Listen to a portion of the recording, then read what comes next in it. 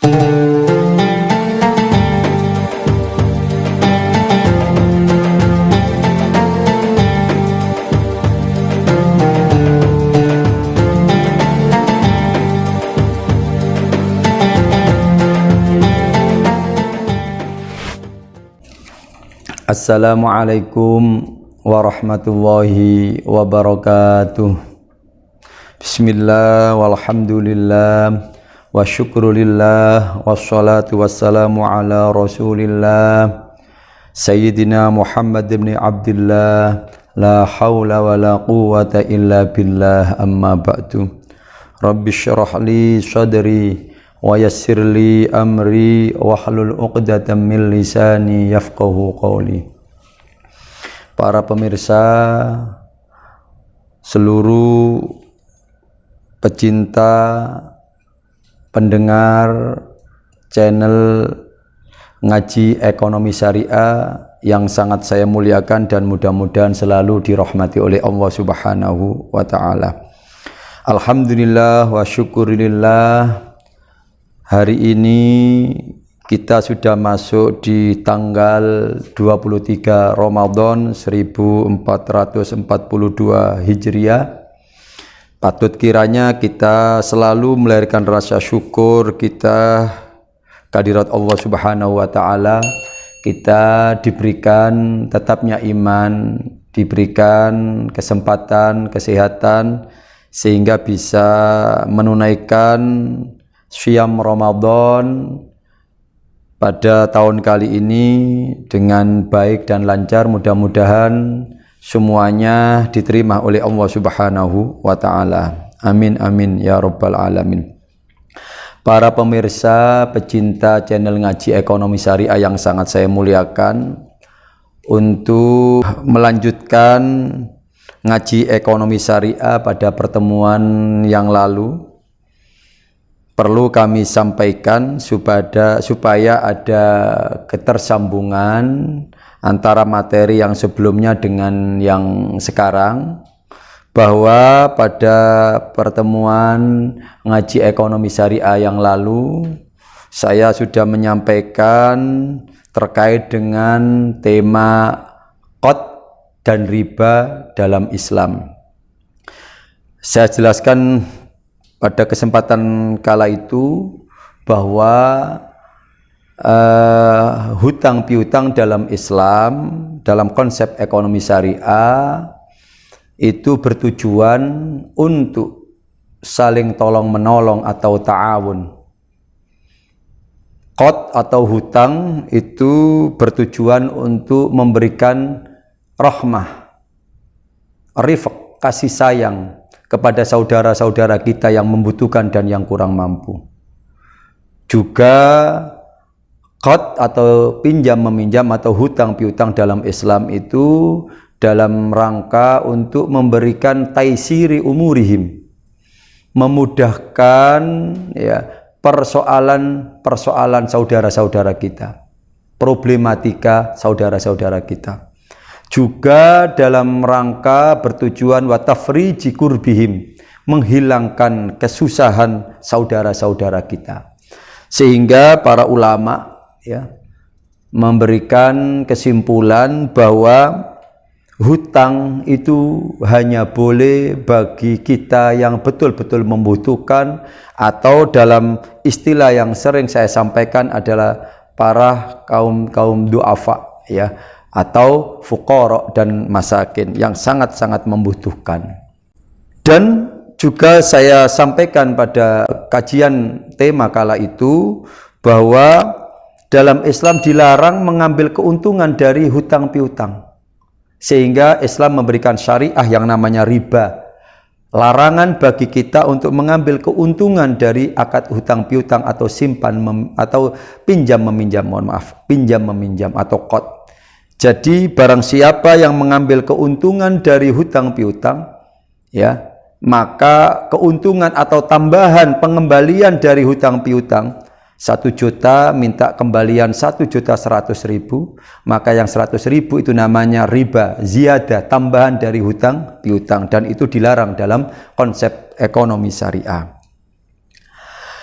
Lalu kemudian bagaimana kalau kemudian bagi kita yang punya problem kekurangan modal atau ketidaktersediaan modal atau materi untuk menunjang usaha dan bisnis kita, maka sudah ada masuk pertanyaan dalam channel Ngaji Ekonomi Syariah ya, tentang bagaimana solusi bagi saudara-saudara kita, bagi kita semuanya yang aktif di dunia usaha bisnis, yang ketepatan ya secara finansial ya, secara modal tidak ada, tidak punya ya, sehingga membutuhkan tambahan modal, ketersediaan tambahan modal untuk melanjutkan usaha dan mengembangkan bisnisnya itu.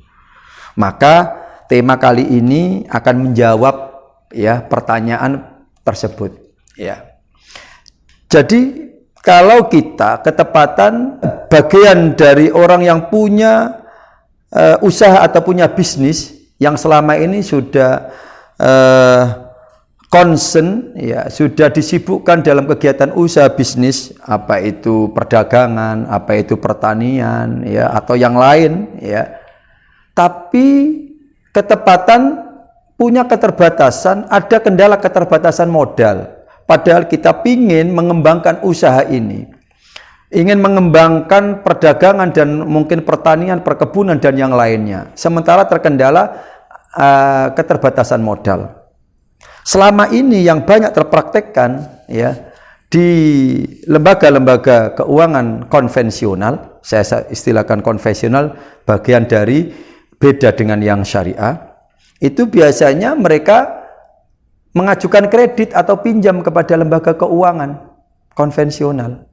Nah, dalam konsep ekonomi syariah tidak harus melakukan ya, solusinya tidak harus kemudian melakukan kredit atau mengajukan tambahan modal hutang piutang lewat kredit tersebut, tidak. Tapi dalam Islam tetap boleh, tapi akadnya tidak hutang, tidak qad, tapi akadnya banyak pilihan dalam Islam. Ada, kalau konsumtif bisa kita kenal dengan istilah akad murabahah. Kalau kemudian bagi hasil kita kenal dengan konsep ada mudharabah, ada musyarakah.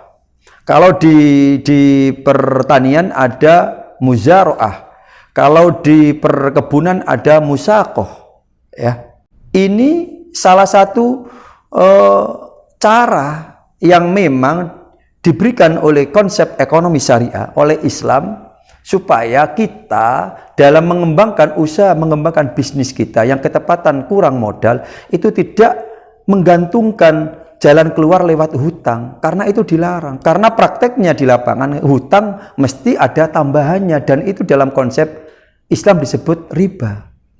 Lah, makanya dalam kesempatan ngaji ekonomi syariah kali ini saya akan menyampaikan tentang konsep mudharabah, tentang konsep murabahah, dan nanti dilanjut konsep musyarakah dan selanjutnya.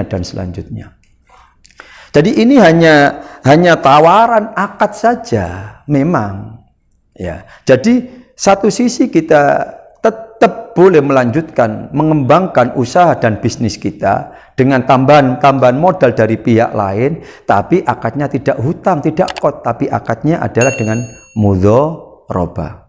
Apa sih itu mudharabah? Dalam kitab Fiqhus Sunnah, tepatnya dalam halaman 212, itu dijelaskan secara luas dan mendalam, dikupas tuntas di sini terkait dengan konsep al-mudharabah ya, 212 ya. Itu ada konsep yang namanya al-mudharabah. Orang awam lebih umum mengartikan dengan konsep bagi hasil, kerjasama bagi hasil. Saya bacakan terlebih dahulu ya, nanti akan saya sampaikan lebih lanjut.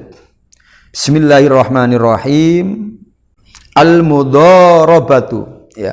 Al-mudharabatu itu bab tema tentang kerjasama ya, bagi hasil ya. Watu sama kirodon. Jadi mudharabah itu juga dikenal dengan istilah kirodon. Ya. Wawa mustaqun minal qardi wawa al-qat'u. Artinya memutus.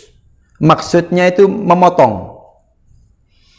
Li'annal malika qata'a qit'atan mim malihi liyatajarra fiha wa qit'atan min ribhihi.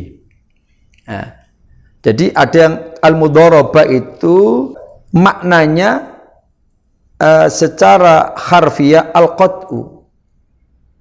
Jadi orang memotong sebagian hartanya untuk diberikan kepada orang lain. Li'annal malika kronos tuhune pemilik, orang yang memiliki harta itu qata'a qit'atan, mengambil, memotong ya min malihi, dari harta yang dia miliki, liyatajarra fiha, supaya ya dia berdagang ya dengan menggunakan sebagian dari harta yang diberikan kepada orang lain tersebut, waqit atan mirbihi, dan dia akan mengambil sebagian dari keuntungan harta yang sudah dikelola dengan orang lain tersebut. Jadi mudharabah itu kerjasama antara dua orang, dua pihak atau lebih. Yang satu pihak atau yang satu orang itu berposisi sebagai pemilik modal atau shahibul mal, yang menyediakan modal, ya. Dan satu pihak lagi, satu orang lagi disebut dengan mudharib, yang mengelola. Nah, jadi kalau kita melihat konsep ini sangat-sangat luar biasa dalam memberikan aspek kesempatan kerja bagi orang-orang yang memang punya keterbatasan modal. Jadi kalau yang saya di awal tadi sudah contohkan, ada orang yang punya usaha bisnis, sudah jalan, kemudian dia ingin mengembangkan, sementara ada kendala keterbatasan modal, sehingga untuk mengembangkannya dia harus menyediakan modal tambahan, sementara secara pribadi dia tidak punya modal sendiri. Lah, dalam Islam tidak kemudian dengan hutang, tapi dalam Islam akan diberikan solusi tawaran namanya mudharabah. Pelaku bisnis yang ketepatan sudah punya usaha tadi, tapi keterbatasan modal, ketika mengajukan ke bank, bukan hutang akadnya, bukan qad akadnya, tapi akadnya mengajukan ke bank adalah dengan mudharabah, bagi hasil, permodalan. Jadi bank sebagai shahibul mal, bank sebagai penyedia modal, pemberi modal, sementara nasabah menjadi mudharib, mengelola, menerima modal itu untuk dikelola dan dikembangkan dalam bisnis-bisnis real. Mohon maaf, saya sedikit ya menyampaikan kepada para pemirsa pecinta channel Ngaji Ekonomi Syariah. Ini sebenarnya sama dengan konsep mudharabah ketika dalam posisi funding. Artinya bank itu menawarkan atau mengajak, menarik kepada calon-calon nasabah untuk mempercayakan modalnya dititipkan di bank lewat deposito. Itu juga akadnya mudharabah. Tapi yang shahibul malnya nasabah. Jadi nasabah datang ke bank, nitipkan uangnya dalam bentuk deposito, memasukkan uangnya ke bank dalam bentuk deposito, itu akadnya juga mudharabah, tapi mudharabah sebagai funding. Shahibul malnya nasabah, pengelolanya atau mudharibnya bank. Jadi bank menerima dana atau modal dari nasabah, bentuknya deposito. Sama. Bank tidak hutang kepada nasabah, tapi bank menawarkan kerjasama mudharabah, sehingga nasabah memasukkan dananya ke bank lewat deposito. Itu akadnya juga akad mudharabah, tapi mudharabah funding. Yang shahibul mal nasabahnya, uangnya disetor deposito, akadnya mudharabah. Bank sebagai mudharib, mengelola. digunakanlah dana ini oleh bank untuk bisnis. Sama halnya sekarang ketika mudharabah sebagai lending. Artinya ketepatan yang nasabah, yang pelaku bisnis ini membutuhkan tambahan modal untuk mengembangkan bisnisnya, karena bisnisnya ini bisa diterima oleh pasar, permintaan produk dari usaha bisnisnya ini sangat diharapkan dan permintaannya naik. Sementara pelaku bisnis punya kendala keterbatasan modal. Maka solusinya dia datang ke lembaga keuangan syariah untuk mengajukan pembiayaan modal usaha. Lah akadnya kalau dikonvert mesti dikasih hutang, kredit. Kalau di syariah beda lagi. Kalau di syariah akadnya mudharabah. Salah satunya akadnya mudharabah. Artinya bank sebagai shahibul mal, menyediakan dana sebagai pemilik modal. Sementara nasabah yang mengajukan namanya mudharib, yang akan mengelola modal yang dikasihkan oleh bank tersebut. Jadi bank shahibul mal, nasabah sebagai mudharib. Nanti hasil dari kerjasama ini akan dibagi sesuai dengan kesepakatan. Apakah 50%, 50%, 70, 30%, 80, 20%, terserah kesepakatan antara kedua belah pihak tersebut. Dari hasil kerjasama permodalan tersebut. Lah, untung yang akan dibagikan ke bank bukan namanya bunga. Karena untung ini bukan dari hutang piutang, tapi dari kerjasama. Lah, ini dibolehkan. Lah, jadi sangat mudah sekali mencari solusi. Tidak hanya dengan cara satu-satunya, hanya dengan cara hutang atau kredit, tapi bisa dalam Islam dengan cara mudharabah. Bank ngasih modal kepada nasabah, nasabah mengelola untuk modal pengembangan bisnisnya, dapat untung dibagi keuntungannya dengan bank. Bank dapat untung dari bagi hasil kerjasama mudharabah. Lah itu baru boleh. Jadi yang dilarang dalam Islam itu untung dari hutang piutang, untung dari mudharabah, kerjasama usaha boleh, untung dari jual beli pun boleh. Yang nggak boleh itu ngambil untung dari hutang piutang. Karena apa? Karena memang hutang piutang itu untuk tujuan ta'awun, tolong menolong, bukan tujuan bisnis. Kalau tujuan bisnis bisa pakai mudharabah, bisa pakai nanti musyarakah. Bisa pakai nanti perkebunan pakai musako, pertanian pakai muzaraah. Transaksi perdagangan bisa pakai baik jual beli atau murabahah yang konsumtif. Ini kiranya cukup jelas para pemirsa, pencinta channel Ngaji Ekonomi Syariah dimanapun berada, terkait dengan solusi yang tadi pertanyaannya bagaimana kalau ada orang pelaku bisnis sementara dihadapkan untuk mengembangkan bisnisnya tapi ada kendala keterbatasan modal, maka jawabannya tetap bisa mengajukan pembiayaan ke lembaga keuangan, tapi akadnya bukan akadnya bukan hutang piutang, tapi akadnya salah satu yang tema yang sekarang saya sampaikan pertama adalah mudharabah atau kerjasama bagi hasil. Itu untuk tema pertama mudharabah. Nanti kita akan lanjutkan pada musyarakah dan yang lainnya. Terima kasih. Nanti kita lanjut, kita break terlebih dahulu. Tolong ikuti terus channel Ngaji Ekonomi Syariah ini dan mohon keikhlasannya selalu untuk share ya channel ini, like channel ini, subscribe channel ini ya.